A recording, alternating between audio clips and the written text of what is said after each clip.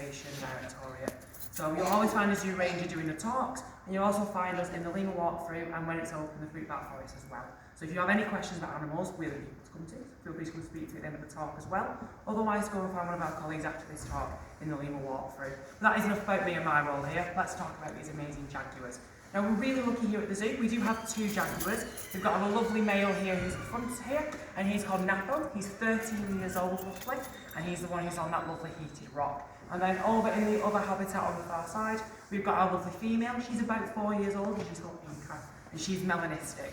So that means that her fur, her skin, and her rosettes are all black, whereas our lovely Napo here, he's a golden variant of the jaguar. His lovely fur is like golden and white with the black rosettes on them as well.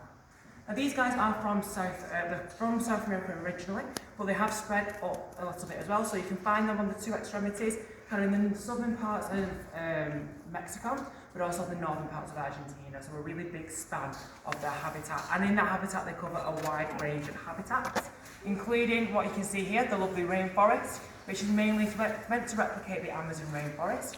And then we also have our second habitat, where Inca is, that's meant to replicate the grasslands and the Pantanal basically. So they can have 2 different types of habitat, which replicates where you would find these jaguars as well. And we do swap the jaguars over regularly as well, just so that there's a form of enrichment with the different smells of each jaguar, so they can patrol around, have a smell, and basically get that lovely form of enrichment and keep themselves on the toes as well. Now these guys are apex predators in their habitat, and that is because they've got some brilliant adaptations. They've got well-padded feet that help them to stalk silently through the undergrowth. And you also probably notice that lovely pattern all over their bodies as well. That lovely rosette pattern actually breaks up the silhouette of the animal against all the lovely foliage, meaning that it's difficult to spot if the prey are looking around for the jaguar if they can smell it. So it means they can hide in plain sight and use that camouflage to be ambush predators. That's where they'll sneak up very close to their prey, and then at the last moment they'll pounce and dive onto that animal. And these guys have got a very wide range of animals they will hunt. They can eat things like tapirs, capybara. They won't say no to the odd sloth if it's on the ground as well. But one of the most impressive animals they actually can tackle is caimans, which are a species of crocodilian, and they will actually dive on the back of the caiman, and they'll make a very powerful bite to the back of their skull that crushes the brain case there for them. And that's because these guys have got the strongest bite force of any big cat compared to their body size. So they can really power through and make that impactful bite as well.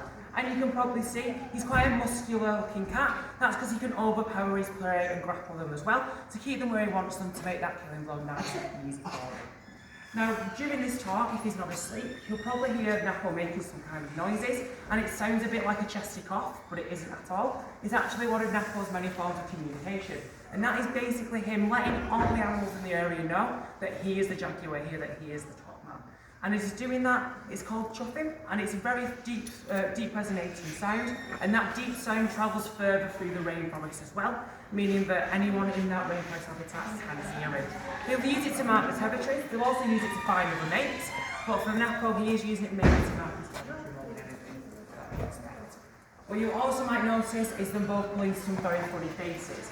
So obviously when we smell things, we actually do know what that smell is like because we can kind of interpret it. These guys, they need to get more than a smell, also a taste. And they've got a very special organ to help with that on the roof of their mouth. It's called the Jacobson's organ. And when they do pull, it's called stink face, that's why I call it. They kind of scrunch the face up and open their mouth like they're smiling. So they kind of do this, like that. If you want to give it a go, by all means, this is like scrunch your face up and open your mouth like having a bit more. You're kind of like. And when you do that, what they're doing is they're taking all that stuff, and depending on where the most set particles are of Jacobson's organ, that will dictate where they are going to go and find food. But it can also help them to find mates as well, as these guys are solitary in the wild. So that's another reason why we have got them in 2 separate habitats, because the jaguars wouldn't normally be mixing together. If you do see 2 jaguars together, it's probably most likely going to be a female and a cub, or it'll be a male and a female during that mating. Now these guys are unfortunately endangered in the wild. They do face quite a few threats, and one of them big threats that these guys do face is habitat destruction. And that is where their natural habitat's being cleared for things like agriculture in terms of high demand products, things like rubber and also paper products as well. But don't worry, there are some things we can do to help tackle this, and making sure that we've got a nice sustainable range habitat for them, meaning that these guys can survive in a wide range of different foliage, which supports a bigger ecosystem of different animals, rather than just one singular plant or one singular object. So what can we do to help? It's very, very simple. Who here likes chocolate? I know I do. Lovely. Keep your hand up if you like coffee. Keep your hand up if you've got any paper products at home, like your notebooks, books, anything like that. A few people, fantastic. You guys can all help by having a look on your different products, and if you go to buy any more of these products in the shops, we're looking for two different logos. We've got the FSC logo, which is a bit of a tree with the FSC written at the bottom, and that one means that it's sustainably caught wood products, basically, meaning that they're not going into the forest to clear areas of it and then growing their own products. They are using it in a sustainable manner, taking only what they need and then replacing them trees as well. You can also look for the rainforest alliance symbol. It is a little green frog with a tick, and that basically means that it's going to be a sustainable product, such as chocolate, coffee or other products like that. And it will basically mean that you're keeping in line with the working laws of people like that, making sure that they're supported, but also not impacting on the habitat of these amazing jaguars as well, meaning that you're keeping a nice, diverse ecosystem for animals. Now, as it is spooky season, I'll leave you with one last thing before you go. It's a little bit of a spooky situation with our jaguars. The jaguars have been around for many, many years, and a lot of the Mesoamerican cultures, things like Mayans, they had a lot of understanding and imagery about our lovely jaguars, one of which was the word jaguar. Sounds a little bit spooky, but it's not half as spooky as you might imagine. The word jaguars were thought to be symbols of transformation, power, and the symbol of the underworld or the other world. And in fact, jaguars were also meant to be seen as messengers between the different worlds. So they will come out obviously silently, as they are more of a nocturnal hunting species as well.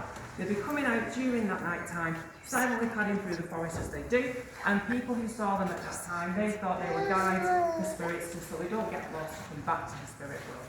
There's a little bit of a nice moment about our jaguars, but nonetheless a little bit spooky hearing that there's something called a word jaguar.